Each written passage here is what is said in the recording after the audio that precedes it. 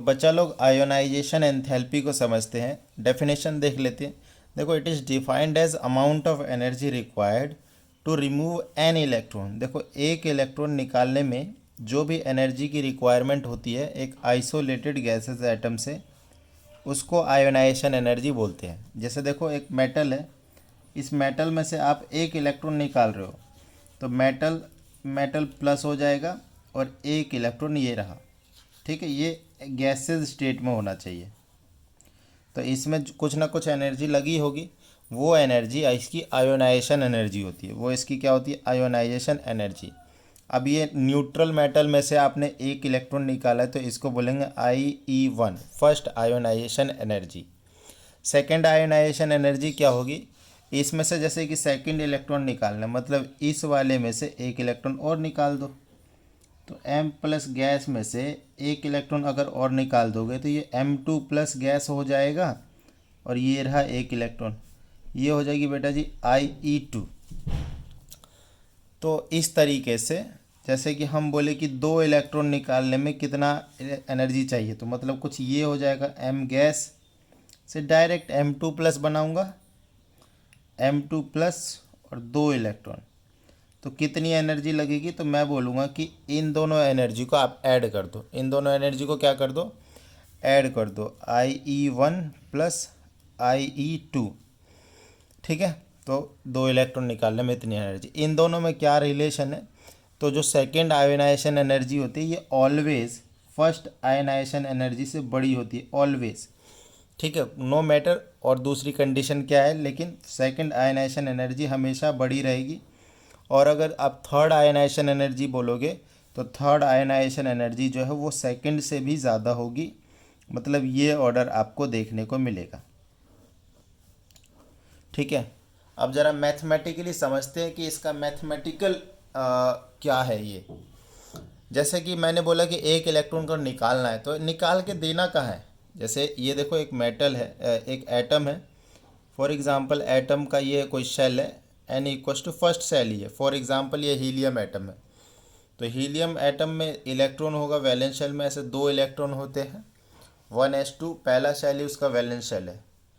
तो ऐसे है ना, कई सारे शेल होते हैं, ये N = 2, 3, 4, 5, ऐसे dot dot dot dot N =∞, है ना। ये आयनाइजेशन एनर्जी किसके बराबर होगा उसके बारे में चर्चा कर रहे हैं।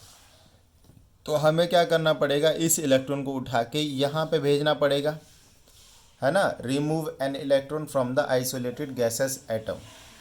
तो कितनी एनर्जी आपको देनी पड़ेगी? तो बेटा जी आपको कितनी एनर्जी देनी पड़ेगी? ये जो फर्स्ट लेवल है और ये वाला जो लेवल है, इनके बीच का एनर्जी का गैप, या देखो ये कोई भी मेटल हो सकता है। लेट अस सपोज कोई दूसरा मेटल सोडियम होता तो उसका लास्ट इलेक्ट्रॉन थर्ड पीरियड में होता, तो यहाँ से इलेक्ट्रॉन को पुश करते हैं। मतलब किसी भी n लेवल से इनफाइनाइट लेवल में इलेक्ट्रॉन को भेजने में जो एनर्जी का यूज़ आप करने वाले हैं उसको आयनाइजेशन बोलेंगे। तो मैथमेटिकली हम क्या लिख सकते हैं आयनाइजेशन एनर्जी का फॉर्मूला? कि सर आप जो है इन्फिनिटी में एनर्जी देख लो, माइनस कर दो जो भी nth शेल में एनर्जी है, यह आयनाइजेशन एनर्जी हो जाएगा। और आप सबको शायद पता होगा कि इन्फिनिटी स्टेट में जो एनर्जी होता है एटम का वो ज़ीरो होता है। तो कहने का मतलब ये है कि आयनाइजेशन एनर्जी का फार्मूला आपका हो गया -En। और En का फार्मूला अगर आप लिखेंगे फॉर एन एनी एटम, तो आपने पढ़ा होगा चैप्टर नंबर 2 क्लास 11th में, ये होता है -RH Z²/n², ये फार्मूला होता है। ठीक है, RH क्या होता है? रेडबर्ग कांस्टेंट होता है, उसको मैं अभी लिख देता हूँ। तो ये आयनाइजेशन एनर्जी RH Z²/n² हो गया। ये फार्मूला हमारा फाइनल फार्मूला हो जाता है। यहाँ पे RH क्या होता है? रेडबर्ग कांस्टेंट होता है। तो बेटा इसका वैल्यू होता है 2.18 × 10⁻⁻18 जूल। और ये हो गया Z होता है आपका एटॉमिक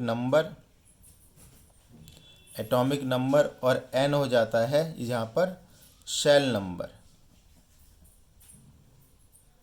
तो ये रहा रीडबर्ग कांस्टेंट। ठीक है, ये सारी चीज़ें होगी हमारे पास। तो ये आयोनाइजेशन कांस्टेंट, आयोनाइजेशन एंथैल्पी का ना मैथमेटिकल अप्रोच हुआ। जैसे कोई क्वेश्चन दे दिया कि जैसे कि यूँ आपके पास एक क्वेश्चन है कि हीलियम प्लस से हीलियम 2+ बन रहा है और यहाँ पे एक इलेक्ट्रॉन रिलीज हो रहा है, इस प्रोसेस में एनर्जी की रिक्वायरमेंट बता दो। तो यहाँ पर आपसे एक तरह से वो आयनाइजेशन एनर्जी की वैल्यू पूछना चाह रहा है। क्या पूछना चाह रहा है? आयनाइजेशन एनर्जी की वैल्यू।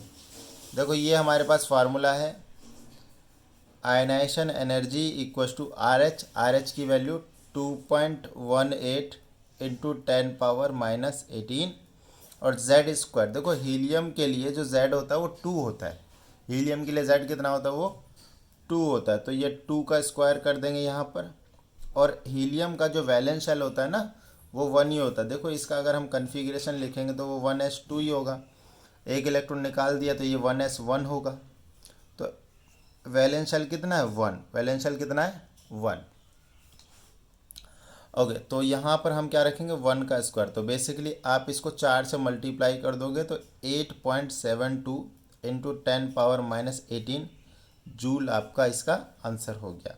तो इसी तरीके से इनके क्वेश्चन होते हैं आयनाइजेशन पे। आयनाइजेशन एनर्जी का जो थियोरिटिकल पोर्शन है उसको हम नेक्स्ट वीडियो में देखेंगे। Thank you.